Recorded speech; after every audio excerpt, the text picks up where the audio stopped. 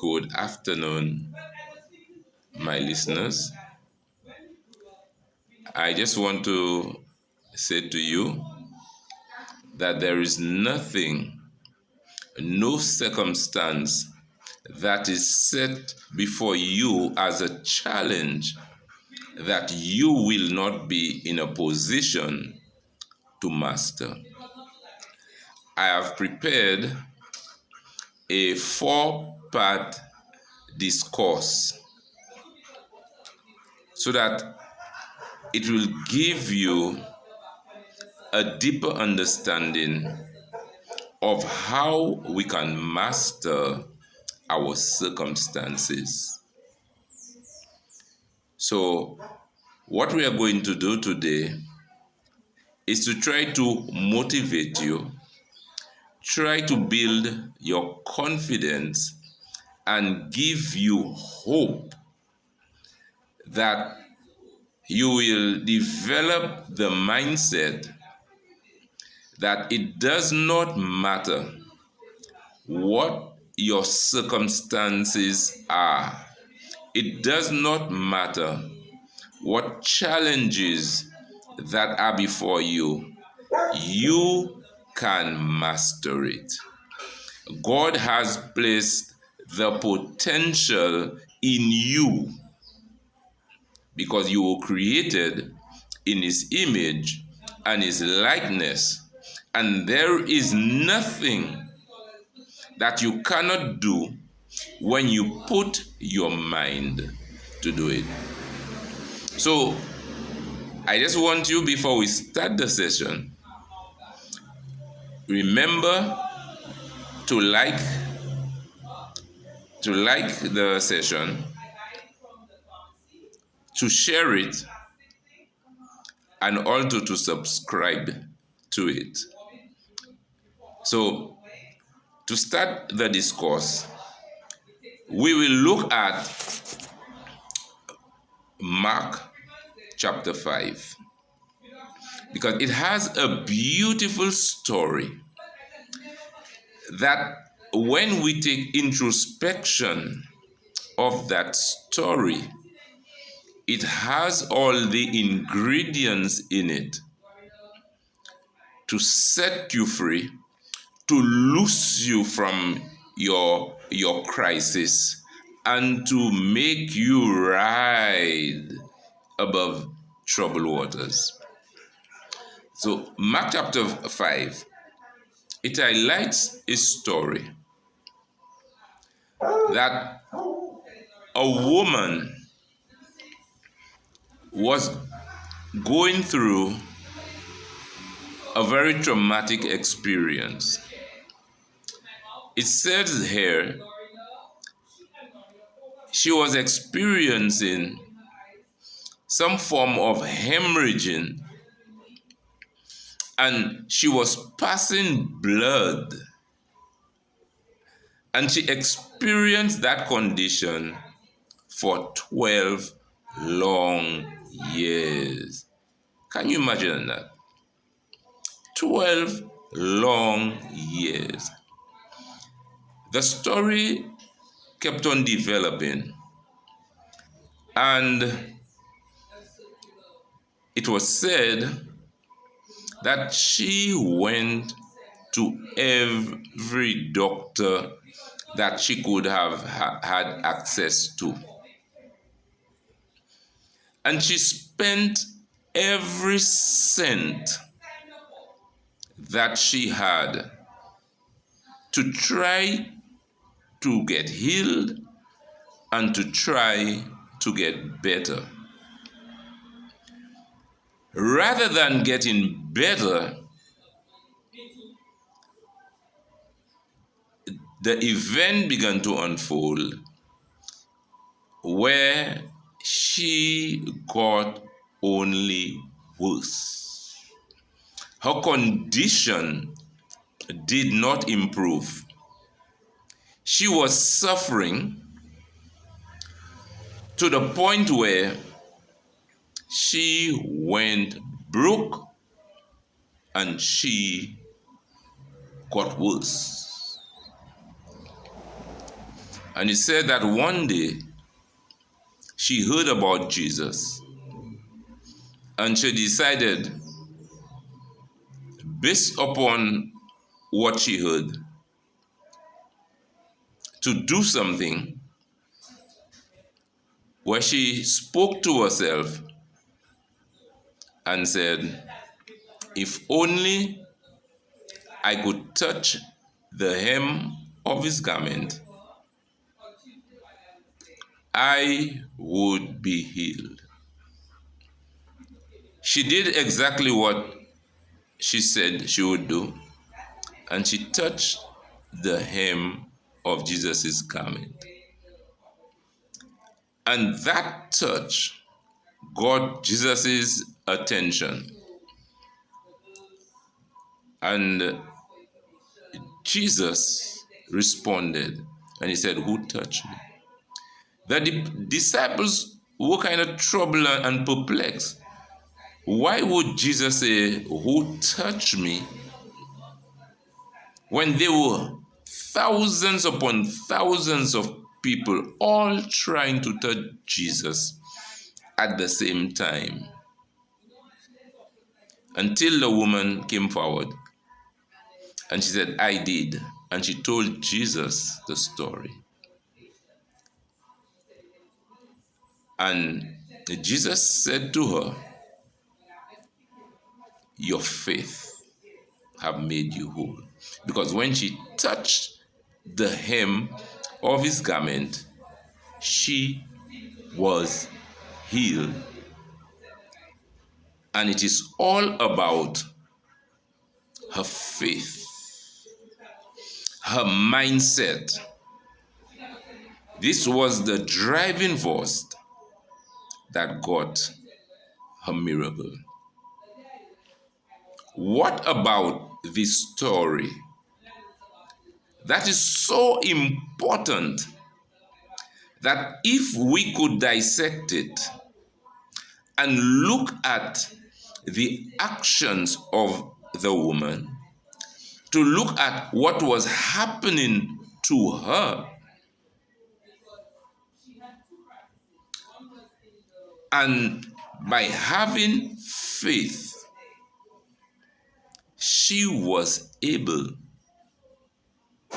to gain a miracle where she overcame her circumstances. Her circumstances had no power over her. She took the power away from her circumstance, where she was able to control and to direct what was happening by her mindset and gain her healing. First of all, I just want to say to you that when we look at that story, we want to recognize that this lady was in crisis. And I just want to say to you who are listening to this video, as long as we exist in the three-dimensional physical world, we will experience challenges. And sometimes those challenges can be so severe that it can trigger suffering. Can you imagine this lady for 12 long years hemorrhaging inside of her? Can you imagine the pain that this lady was going through? Can you imagine, because of the cultural experiences of those days, that how this lady was targeted, how this lady was separated from her family? And remember, I need you to understand the importance of family support. But because she was hemorrhaging, she was considered to be ritually unclean. And as long as she was in the state of being ritually unclean, she had to separate herself from her husband. She had to separate herself from her children. She had to separate herself from having contact with friends. She had to separate herself from going to offer sacrifices to God in the temple, because she was ritually unclean. And can you imagine, for 12 long years, what was happening to this lady? Can you imagine? She was cut off from society, and she became all alone. How many times have we found ourselves in situations where we are hurting, where we are in pain, and we need some sort of family support? We need some sort of friendship support. We need some sort of colleague support. And when you needed that support, which was so critical to your psychological and physical well-being, that support is nowhere to be found. Can you imagine the intensity of this lady's crisis? Not knowing where to turn for 12 long years, not being in contact with human beings and the people that you love. Can you imagine what this lady was going through? Can you imagine the state of being all alone, where you look for help, many times where you cry out to God for help, and help is nowhere to be found? How many of us have found ourselves in such a situation? How many of us have ever understood what it means to be living in aloneness, not loneliness? You may feel lonely, but not alone. Aloneness is so extreme that when you reach out, there is actually no one there to give you help, or to assist you, or to give you some sort of support. How many of us are going through life that you have children, and you are unemployed, and your children are hungry, and your children are saying to you, Mommy and Daddy, I am hungry, I need something to eat, and your back is against the wall, because lo and behold, there is actually nothing in the house, no money in the bank, and nobody you can reach out to give you some sort of meal, not for you, but for your children. How many of us have found ourselves in situations at work where everyone is pushing you away because you are doing the right thing?